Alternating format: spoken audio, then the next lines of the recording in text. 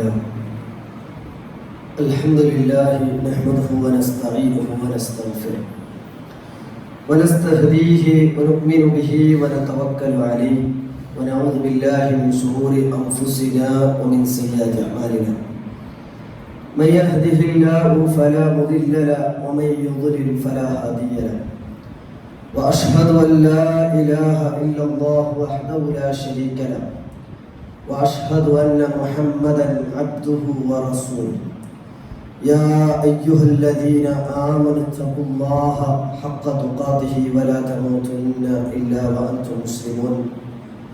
أما بعد فإن خير الكلام كلام الله وخير الهدي هدي محمد صلى الله عليه وسلم وشر الأمور محدثاتها وكل محدثة بدعة وكل بدعة ضلالة وكل ضلالة في النار. ബഹുമാനം നിറഞ്ഞ സത്യവിശ്വാസികളെ, സഹോദരന്മാരെ, റഹ്മാനായ റബ്ബിന്റെ വിധിവിലക്കുകൾ ജീവിതത്തിന്റെ എല്ലാ സന്ദർഭങ്ങളിലും പാലിച്ചുകൊണ്ട് യഥാർത്ഥ വിശ്വാസികളായി ജീവിക്കുവാനും അതുപോലെ തന്നെ മരിക്കുവാനും കഠിനമായി പരിശ്രമിക്കണേ എന്ന് എല്ലാവരോടും ഓർമ്മപ്പെടുത്തുകയാണ്, വസിയ്യത്ത് ചെയ്യുകയാണ്. റഹ്മാനായ റബ്ബ് നമുക്കെല്ലാം യഥാർത്ഥ മുത്തഖീങ്ങളായി ജീവിക്കാൻ തൗഫീഖ് പ്രദാനം ചെയ്യുവാനാകട്ടെ. ദുആ കൊണ്ട് വസിയ്യത്ത് ചെയ്ത ഒരുപാട് വിശ്വാസികളുണ്ട്. സാമ്പത്തികമായി, ശാരീരികമായി, കുടുംബപരമായി, അങ്ങനെ പല രീതിയിലും പ്രയാസപ്പെടുന്നവരുണ്ട്. അല്ലാഹു എല്ലാ വിശ്വാസികളുടെയും പ്രയാസങ്ങൾ നീക്കുമാറാകട്ടെ. എല്ലാ വിശ്വാസികൾക്കും സന്തോഷവും അവൻ്റെ സമാധാനവും റഹ്മത്തും സദാസമയം വർഷിപ്പിക്കുമാറാകട്ടെ. പ്രിയമുള്ള വിശ്വാസികൾ, അല്ലാഹുവിൻ്റെ റസൂൽ സ്വല്ലല്ലാഹു അലൈഹി വസല്ലം തങ്ങളുടെ അരികിലേക്ക് ഒരു സ്വഹാബി വന്നുകൊണ്ട് ചോദിക്കുന്നുണ്ട്, റസൂലേ, അധികം ആളുകൾ സ്വർഗത്തിലേക്ക് പ്രവേശിക്കുന്നത് എന്തുകൊണ്ടാണ്? റസൂലുള്ളാഹി സ്വല്ലല്ലാഹു അലൈഹി വസല്ലം തങ്ങൾ പറഞ്ഞത് തഖ്വയും ഹുസ്നുൽ ഖുൽഖുമാണ്. അള്ളാഹുവിനെ പേടിച്ച് ജീവിക്കുകയും ഏറ്റവും നല്ല രൂപത്തിൽ അവൻ്റെ സ്വഭാവം ആ രീതിയിൽ മാറ്റിയെടുക്കുകയും ചെയ്തവരാണ്, അല്ലെങ്കിൽ അങ്ങനെയുള്ള ആളുകളാണ് ദൈവം സ്വർഗത്തിലേക്ക് പ്രവേശിക്കാറുള്ളത്. അതേ സ്വഹാബി വീണ്ടും ചോദിക്കുന്നുണ്ട്, അധികം ആളുകൾ നരകത്തിലേക്ക് പ്രവേശിക്കുന്നത് എന്തുകൊണ്ടാണ്? അവിടെ അല്ലാഹുവിൻ്റെ റസൂൽ സല്ലല്ലാഹു അലൈഹി വസല്ലം തങ്ങൾ പറഞ്ഞത് എല്ലില്ലാത്ത രണ്ട് കാര്യങ്ങളുണ്ടാവും. ഒന്ന് അൽഫം, അവൻ്റെ വായ അല്ലെങ്കിൽ നാവ്. രണ്ടാമത്തത് അവൻ്റെ ഗുഹ്യാവയം എന്നാണ് റസൂലുള്ളാഹി സ്വല്ലല്ലാഹു അലൈഹി വസല്ലം തങ്ങൾ പറഞ്ഞത്. അധികം ആളുകൾ നരകത്തിലേക്ക് പോകാൻ കാരണമായി തീരുന്ന ഒരു വിഷയമായി അല്ലാഹുവിൻ്റെ റസൂൽ പറഞ്ഞത് അവൻ്റെ നാവിനെ കുറിച്ചാണ്. കാരണം പലപ്പോഴും അവൻ ചെയ്ത അമലുകളൊക്കെ മഹാനായ Abdullahi bin Masud Muadh bin Jabal റളിയല്ലാഹു തആല അൻഹു അല്ലാഹുവിൻ്റെ റസൂലിനോട് ചോദിക്കുന്നുണ്ട്, ഏറ്റവും ഖൈറായ നല്ല കാര്യങ്ങൾ ഏതൊക്കെന്ന് ചോദിച്ചപ്പോൾ അല്ലാഹുവിൻ്റെ റസൂൽ ഒരുപാട് കാര്യങ്ങൾ പറഞ്ഞു കൊടുത്തു. നമസ്കാരവും സ്വതക്കയും, അങ്ങനെ ഏറ്റവും പുണ്യമുള്ള എല്ലാ കാര്യങ്ങൾ അവിടെ നിന്ന് പഠിപ്പിച്ചു കൊടുക്കുകയാണ്. അല്ലാഹുവിൻ്റെ റസൂൽ സല്ലല്ലാഹു അലൈഹി വസല്ലം തങ്ങൾ പറഞ്ഞു, ഇതൊക്കെ വളരെ എളുപ്പമാണ്. എന്നിട്ട് റസൂലുള്ളാഹി സ്വല്ലല്ലാഹു അലൈഹി വസല്ലം തങ്ങൾ പറഞ്ഞു, ഈ ചെയ്ത കാര്യങ്ങളൊക്കെ, അഥവാ അവൻ്റെ നമസ്കാരവും അവൻ്റെ നോമ്പും ഖുർആൻ പാരായണവും ദിക്റും ദുആവും സ്വതക്കയും ഹജ്ജും ഉംറയും, ഇതൊക്കെ സംരക്ഷിച്ച് നാളെ പരലോകത്ത് ഉപകാരപ്പെടുന്ന ഒരു കാര്യത്തെക്കുറിച്ച് ഞാൻ പറഞ്ഞു തരട്ടെ. കാരണം ഇതൊക്കെ ദുനിയാവിലാണ് ചെയ്യുന്നത്, പക്ഷെ ഇത് ആഖിറത്തിൽ എന്ത് ചെയ്യണം? ഇതൊക്കെ ഉപയോഗപ്പെടണം. ദുനിയാവിൽ നമ്മൾ ഒരുപാട് കാര്യങ്ങളൊക്കെ ചെയ്യുന്നുണ്ട്, പക്ഷെ അതൊക്കെ നാളെ പരലോകത്ത് നമുക്ക് ഉപകാരപ്പെടുമോ എന്ന് നമുക്കറിയില്ല. അപ്പൊ റസൂലുള്ളാഹി സ്വല്ലല്ലാഹു അലൈഹി വസല്ലം തങ്ങൾ പറയുന്നത്, ഇതൊക്കെ ചെയ്തതൊക്കെ ഒന്നും പാഴാകാതെ അതുപോലെ തന്നെ പരലോകത്ത് ഉപയോഗപ്പെടുന്ന ഒരു കാര്യത്തെ കുറിച്ച് പറഞ്ഞു തരട്ടെ എന്ന് ചോദിച്ചപ്പോൾ മഹാനായ മുആദ് ബിൻ ജബൽ റളിയല്ലാഹു തആല എന്ന് പറഞ്ഞത്, റസൂൽ നിങ്ങൾ പറഞ്ഞു തന്നാൽ. അവിടുന്ന് അല്ലാഹുവിൻ്റെ റസൂൽ സല്ലല്ലാഹു അലൈഹി വസല്ലം തങ്ങൾ നാവ് പുറത്തേക്ക് ഇട്ട് കാണിച്ചു കൊടുക്കണം.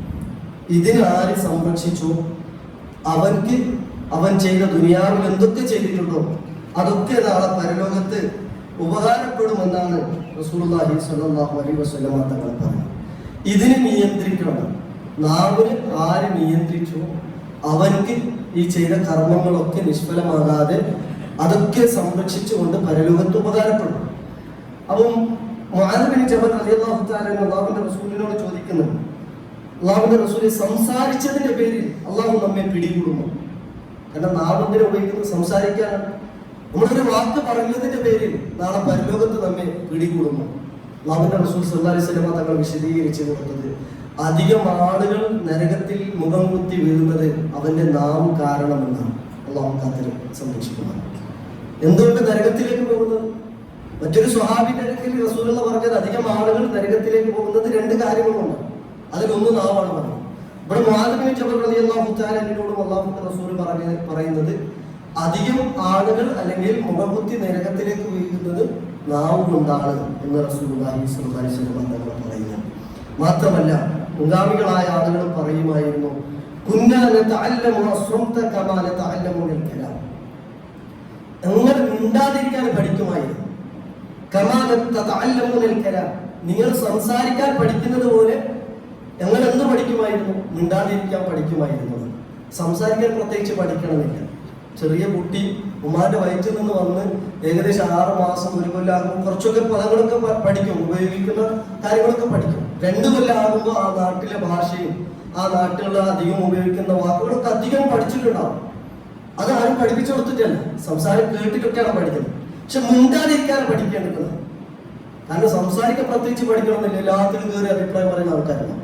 അവർക്ക് ഒരു കാര്യം അതിനെ കുറിച്ച് അറിയണമെന്നില്ല, എന്നാലും അഭിപ്രായം പറയും, എന്നൊരു അഭിപ്രായം ഇരിക്കട്ടെ. പക്ഷെ അങ്ങനെയുള്ള കാര്യങ്ങളൊക്കെ വരുമ്പോൾ മിണ്ടാതിരിക്കാനാണ് എന്ത് ചെയ്യേണ്ടത്?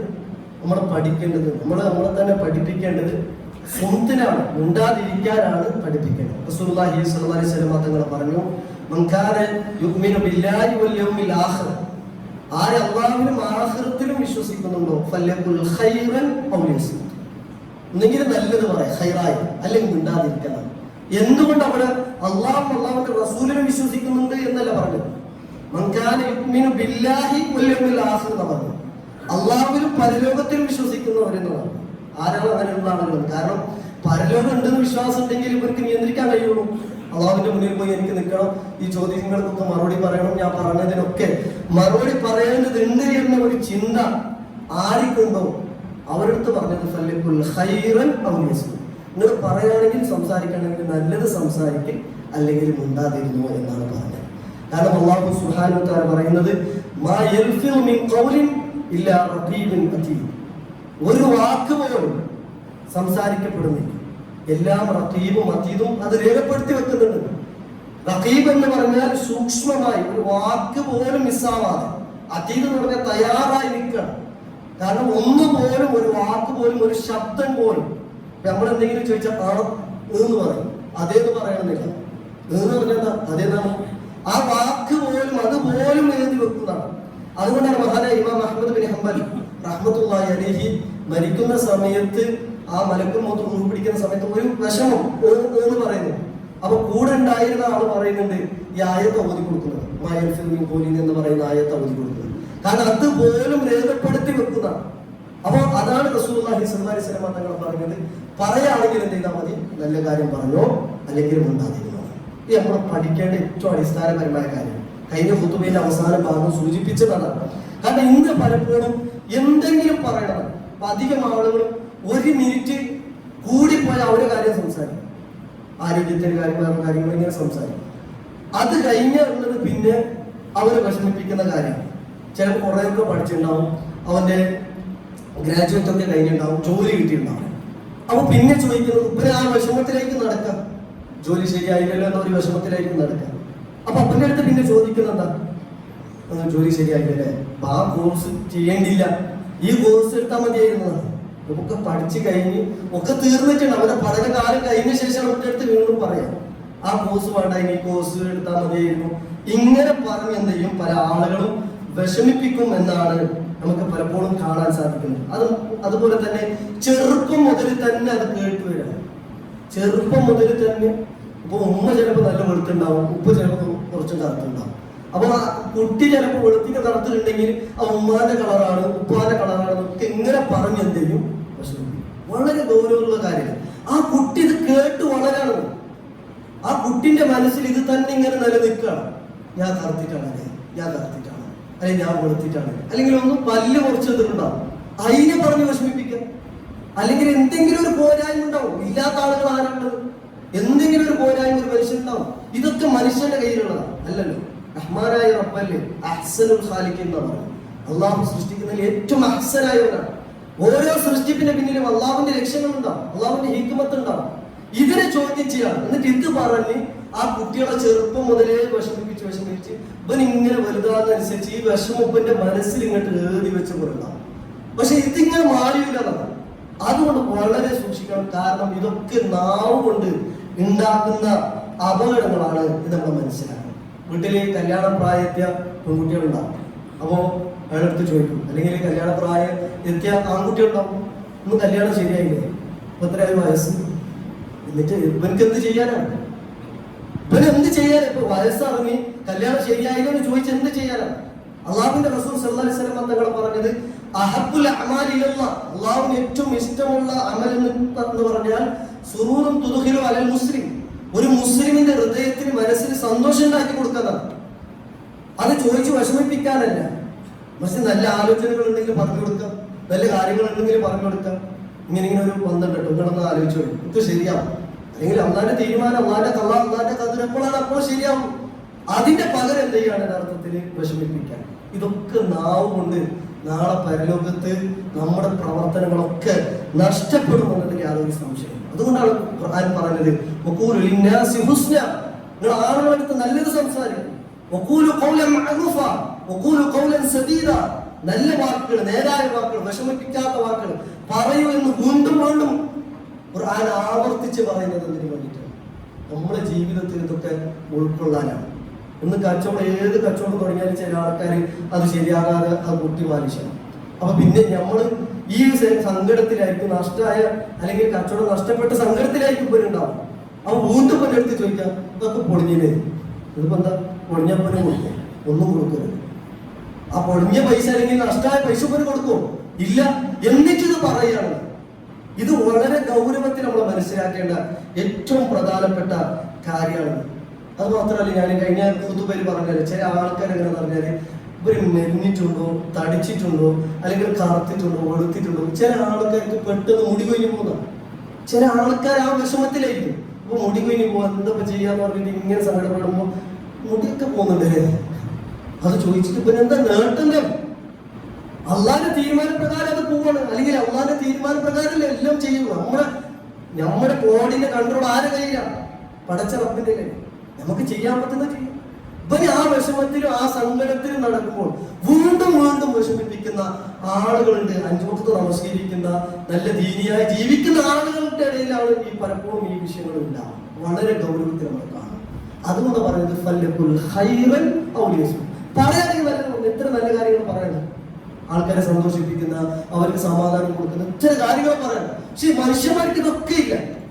ഇതൊക്കെ ഒഴിവാക്കി അവന്റെ കുറ്റവും അവന്റെ കുറവും, അവൻ കറുത്തിട്ടാണോ വെളുത്തിട്ടാണോ, അവർക്ക് മക്കളുണ്ടോ ഇല്ലേ, ഇങ്ങനെ പറഞ്ഞ് ഇത് മാത്രമേ കൊണ്ടു നടക്കുന്ന പല ആളുകളും ഉണ്ട് എന്നെന്ത് ചെയ്യാൻ പാടില്ല, നമ്മൾ മറക്കാൻ പാടില്ല.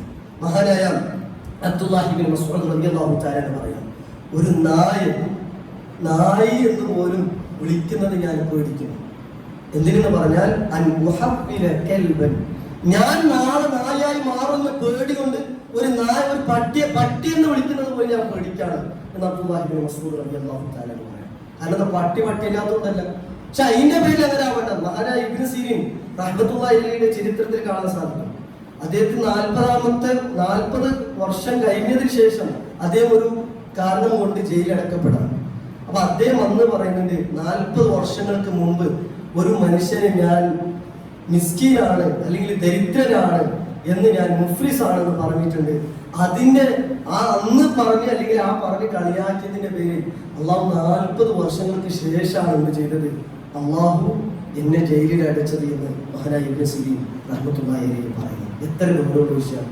അത്രയേറെ അവർ പേടിച്ചിട്ടുണ്ട്. അതുകൊണ്ട് അവർ പറയുന്നത്, ഞങ്ങൾ മിണ്ടാതിരിക്കാൻ പഠിക്കുമായിരുന്നു. നിങ്ങൾ സംസാരിക്കാൻ പഠിക്കുമ്പോൾ നമ്മൾ മിണ്ടാതിരിക്കാനാണ് പഠിക്കുന്നത്. ഇന്ന് മിണ്ടില്ലെങ്കിലും ഒരു വലിയ ആളാണ്. ഇന്നൊരു മനുഷ്യന് ഒന്നും പറയണ്ട, ഒന്നും സംസാരിക്കണ്ട, ഒരു കാര്യത്തിനും ഇങ്ങനെ പറഞ്ഞ് കൂടിപ്പോന്ന് പറഞ്ഞിട്ട് ചില ആൾക്കാരുണ്ടാവും. അപ്പൊ പിന്നെ നമ്മളങ്ങോട്ട് ജഡ്ജ്മെന്റ് ചെയ്യും, ഇവരിപ്പോ ഭയങ്കര ഉഷാറായിരിക്കുന്നത്, അല്ലെങ്കിൽ മുണ്ടൂല, ഇപ്പൊ ആൾക്കാരെടുത്ത് കൂടൂലാണ്. ഈ ആൾക്കാരൊപ്പം കൂടിയിട്ട് അല്ലെങ്കിൽ സംസാരിച്ച് എന്തുണ്ടാവും? 2-3 മിനിറ്റ് അവരുടെ കാര്യം സംസാരിക്കും. അത് കഴിഞ്ഞ മൊത്തം മറ്റുള്ളവരുടെ കാര്യം പരദൂഷണവും ദൈവത്വം അവരെ കളിയാക്കലും അല്ലെങ്കിൽ മറ്റുള്ള ഇങ്ങനെ പറഞ്ഞെന്തിനാണ് യഥാർത്ഥത്തിൽ മുന്നോട്ട് പോവാണ്. മഹാനായ അബ്ദുല്ലാഹി ഇബ്നു മസ്ഊദ് റളിയല്ലാഹു തആല വളരെ സ്കെൽറ്റായ മെലിഞ്ഞ മനുഷ്യൻ.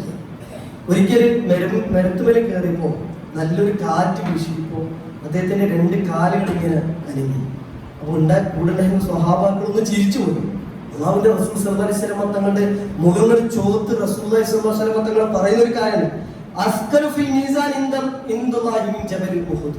ഉഹുദ് മലയേക്കാളും കനം തൂങ്ങും നാളെ മീസാനിൽ അബ്ദുല്ലാഹി ഇബ്നു മസ്ഊദ് റളിയല്ലാഹു തആലയുടെ കാലുകളാണ്. എന്താ ചെയ്തത്? ഒന്നും കളിയാക്കിയതല്ല, ഒന്ന് ചിരിച്ചു പോലാണ്. അവിടെ പോലും അല്ലാഹുവിന്റെ റസൂൽ സല്ലല്ലാഹു അലൈഹി വസല്ലം തങ്ങൾ വളരെ ഗൗരവത്തിൽ ആ വിഷയം തിരുത്തി കൊടുക്കണം സ്വഹാബത്തിന്. അത്തരേറെ ഉപദേശങ്ങൾ കിട്ടി അതൊക്കെ മനസ്സിലാക്കിയ മുസ്ലിം ഉമ്മത്തിന്റെ അവസ്ഥ എന്താ ആലോചിച്ചു. ഒരാളെ സന്തോഷിപ്പിക്കുന്ന വാക്കുകളല്ല പറയുന്നത്, മറിച്ച് ആളുകളെ എങ്ങനെ വിഷമിപ്പിക്കാം എന്ന് മാത്രമേ ചിന്തിക്കുന്നു. വളരെ ഗൗരവത്തിൽ നമ്മൾ മനസ്സിലാക്കേണ്ട കാര്യം. അതുകൊണ്ടാണ് മഹാനായ അബൂ ഹുറൈറ റളിയല്ലാഹു തആല അൻഹുവിനോട് അല്ലാഹുവിന്റെ റസൂൽ പറഞ്ഞത്, അവന്റെ നമസ്കാരവും സ്വതക്കയും സകാത്തും ഹജ്ജും ഉംറയും അവൻ ചെയ്യുന്ന ഓരോ നന്മകളും അതൊക്കെ പ്രൊട്ടക്ട് ചെയ്ത് നാളെ പരലോകത്ത് അവർക്ക് ലഭിക്കണമെങ്കിൽ അവന്റെ നാവിന് എന്ത് ചെയ്യണം? സംരക്ഷിച്ചേ തീരൂ. ഇല്ല എങ്കിൽ അതൊക്കെ വളരെ വിഷമമുള്ള കാര്യമായി തീരുമെന്ന് റസൂലുള്ളാഹി സ്വല്ലല്ലാഹു അലൈഹി വസല്ലം പലപ്പോഴും നമ്മൾ കേട്ട ഒരു സംഭവമുണ്ട്. ആയിഷ ഉമ്മ, മഹാനായ സഫിയ റളിയല്ലാഹു തആല, ആയിഷ ഉമ്മ അല്ലാഹുവിന്റെ റസൂലിന്റെ ഭാര്യയാണ്, നമ്മുടെ ഉമ്മയാണ്. സഫിയ റളിയല്ലാഹു തആല മറ്റൊരു ഭാര്യയാണ്. അപ്പൊ സഫിയ റളിയല്ലാഹു തആല ഒന്ന് ഷോർട്ടാണ്. അപ്പൊ ആയിഷ ഉമ്മ എന്ത് ചെയ്തു? ഒരു ആംഗ്യം കാണിച്ചു. ചെറുതാണ് അല്ലെങ്കിൽ ഷോർട്ടാണ്. അവിടെ പോലെ അല്ലാഹുവിന്റെ റസൂൽ സല്ലല്ലാഹു അലൈഹി വസല്ലം പറഞ്ഞത്, യാ ആയിഷ, നീ ഇപ്പൊ പറഞ്ഞ കാര്യം ഉണ്ടല്ലോ, അതെങ്ങാനും കടലിൽ മുക്കിയാൽ അത് വളരെ ആ കടല് തന്നെ എത്ര വിശാലമായി കടൽ അത് തന്നെ മൊത്തം മലിനമായി പോകുമെന്നാണ്. എന്താ ചെയ്തത്? ഒന്ന് ആംഗ്യം കാണിച്ചിട്ടുണ്ട്. നമ്മളവിടെ എത്ര ശ്രദ്ധിക്കേണ്ട കാര്യം. നമ്മൾ ആൾക്കാരെ നോക്കി ഇങ്ങനെ കമന്റ് പറയും, അവരെ വിഷമിപ്പിക്കുന്ന കാര്യങ്ങൾ പറയും. അതൊക്കെ നാളെ പരലോകത്തെത്തുമ്പോൾ നമ്മുടെ ഇബാദത്തുകളും നമ്മുടെ അമലുകളും അത് നഷ്ടപ്പെടാൻ പാടില്ല എന്നതുകൊണ്ട് തന്നെയാണ് വളരെ ഗൗരവത്തിൽ ഈ കാര്യം ഓർമ്മപ്പെടുത്തിയത്. അല്ലാഹു സുബ്ഹാനഹു വ തആല നമ്മുടെ വാക്കുകൾ നന്നാക്കാൻ നമുക്ക് തൗഫീഖ് പ്രദാനം ചെയ്യുക.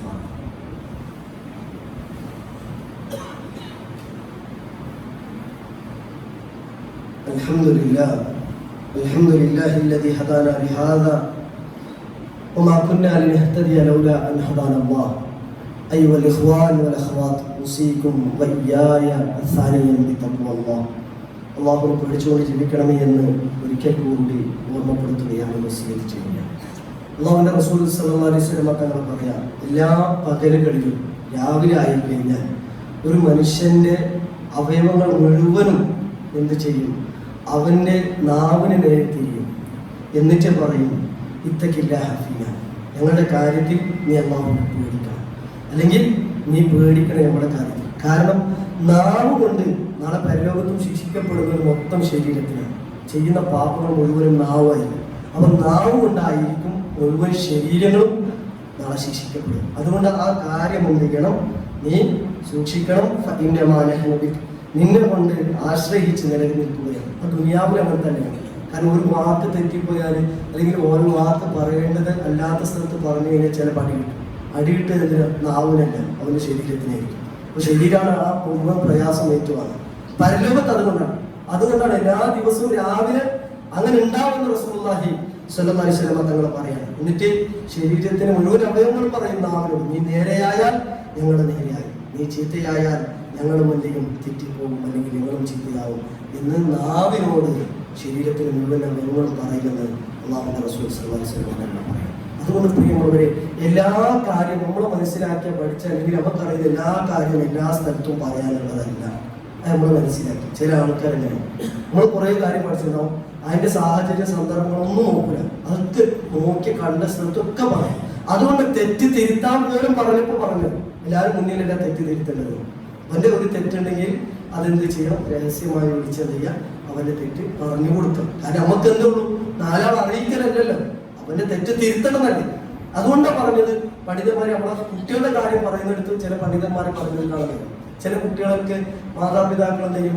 എല്ലാവരും മുന്നിലും എന്ത് ചെയ്യും? അവരെ അവഗണിക്കും, അല്ലെങ്കിൽ ചീത്ത പറയും, അല്ലെങ്കിൽ തല്ലും, അല്ലെങ്കിൽ ഉപ്പൻ ഇങ്ങനെ തന്നെയാണ് പറയും. അങ്ങനെ പറയാൻ പാടില്ല. അവന്റെ തെറ്റ് രഹസ്യമായി തിരുത്തിയാൽ അവൻ എന്ത് ചെയ്യും? അത് നന്നാക്കും. മറ്റേതെന്ത് ചെയ്യാം? ഉപ്പാന്റെ അടുത്ത് വാശിയും ഉമ്മാന്റെ അടുത്ത് വാശിയും കൊണ്ടായിരിക്കുമ്പോൾ നടക്കുക. അത് അവനെ ഇൻസൾട്ട് ചെയ്യലാണ്. അത് നമ്മൾ ഇൻസൾട്ട് ചെയ്ത് നമ്മൾ സമ്മതിക്കും ഇല്ലല്ലോ. അതുപോലെയാണ്.